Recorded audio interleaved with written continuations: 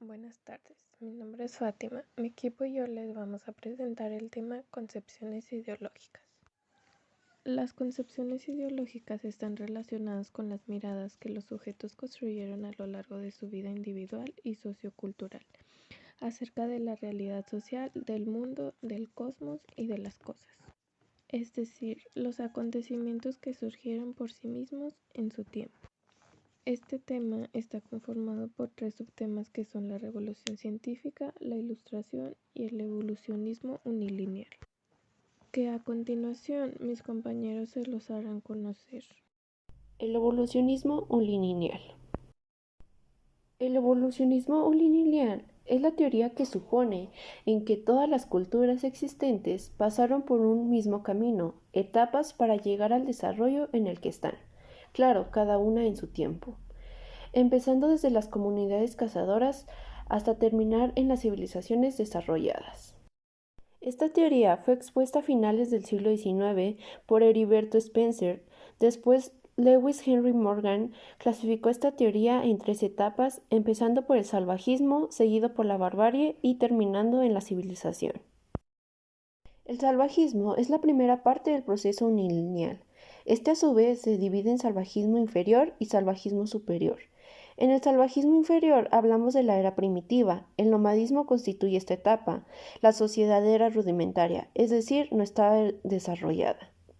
Y en el salvajismo superior se caracteriza por la invención de diferentes artefactos y herramientas de piedra y hueso, y varias leyes como la prohibición del matrimonio entre hermanos y la antropología del parentesco.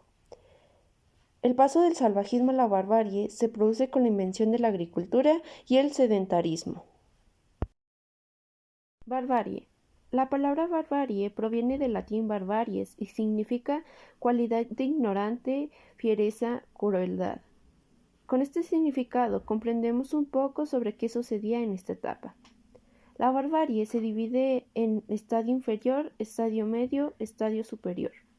El estadio inferior se caracterizaba por la alfarería y la domesticación y cultivo de plantas. El estadio medio por los sistemas de riesgo, creación de aldeas y desaparición de la antropofanía, es decir, que dejaron de dar de comer carne humana a ciertos animales. Y el estadio superior se caracteriza por el descubrimiento del hierro e del alfabeto. La civilización es lo contrario a la barbarie. La civilización se identifica con lo urbano, con la ciudad, en cambio la barbarie a lo campestre. La civilización se caracteriza por la creación de sociedades regidas por reglas, leyes, sociedades estratificadas, con generación de profesiones y oficios, con la comercialización e intercambio de bienes y servicios y la revolución industrial.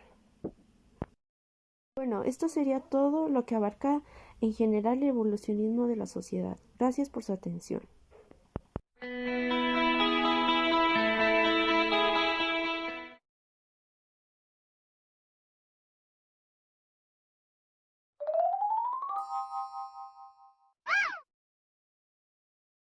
El evolucionismo unilineal es la teoría a finales del siglo XIX que se consideraba que todas las sociedades humanas evolucionaban a lo largo del camino común desde las simples comunidades de cazadores y recolectores hasta civilizaciones alfabetizadas.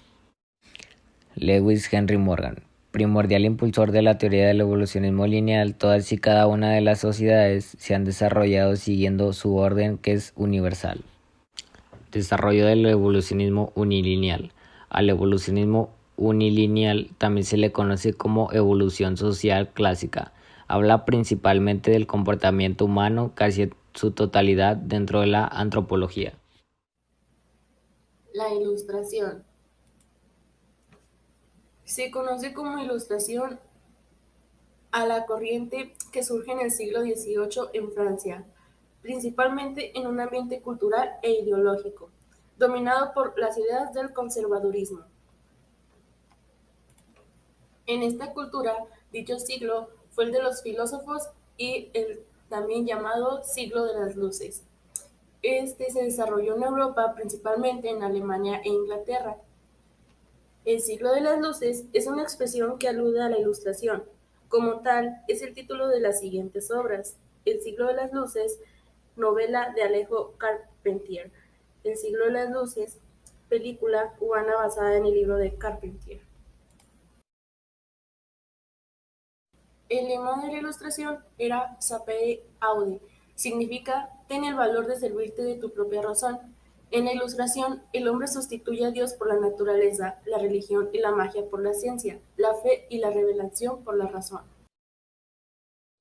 Lo más importante era que el individuo se adapte y cumpla con las reglas y exigencias sociales, esto es, que la sociedad sea más importante que el individuo. Para ellos, las instituciones que usaban los nombres en su vida social eran herencias que podían ser cuestionadas y analizadas para ver qué tanta importancia tenía el desarrollo de las personas. Por lo mismo, comentaban que si una institución hacía daño a las personas, esta podría cambiarse o mejorarse. Por su parte, el pensamiento conservador no deseaba analizar qué tan funcionales, convenientes y racionales eran la tradición, el Estado, la Iglesia, etc., sino que entendía que estos debían estar así por siempre y que ante todo intento de criticarles sus posibles efectos negativos y proponerles cambios era muy delicado. La ilustración es una tendencia de pensamiento y literatura surgida durante el siglo XVIII. Sus principales exponentes estaban convencidos de que el hombre emergía de siglos de oscuridad e ignorancia hacia una nueva edad iluminada por la razón, la ciencia, el respeto a la humanidad. Por lo tanto, la Iglesia fue atacada con gran intensidad y energía. Este periodo se basó en las aportaciones de René Descartes y Baruch Spinoza, racionalistas.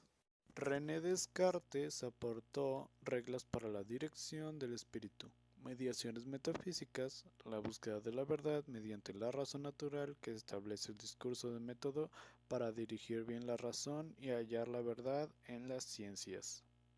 Baruch Spinoza llevó al extremo los principios del racionalismo y dedujo toda su filosofía de la definición de sustancias como aquello que es en sí mismo y se concibe por sí mismo, por lo que sólo podía existir una sustancia, la divina.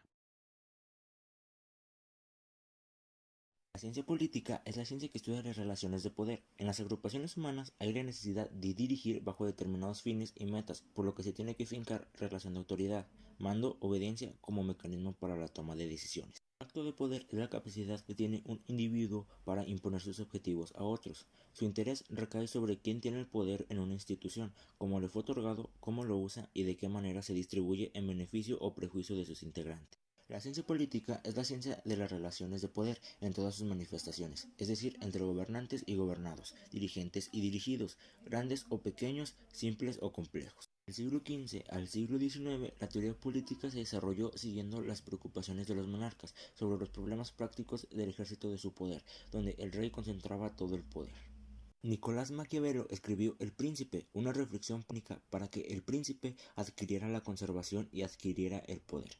Se lo consideraba como el fundador de la teoría política. El inglés Thomas Hobbes, en su obra Leviatán o la materia, forma y poder de una república eclesiástica civil escrita en 1651, establece la necesidad de fundar un poder que establezca un orden social y político mediante las leyes del Estado. Concluye en la necesidad. Acontecimientos como los que te han sucedido son de interés de la psicología. Sus teorías te informan por qué y cómo se construyó tu personalidad que te hace diferente a los demás.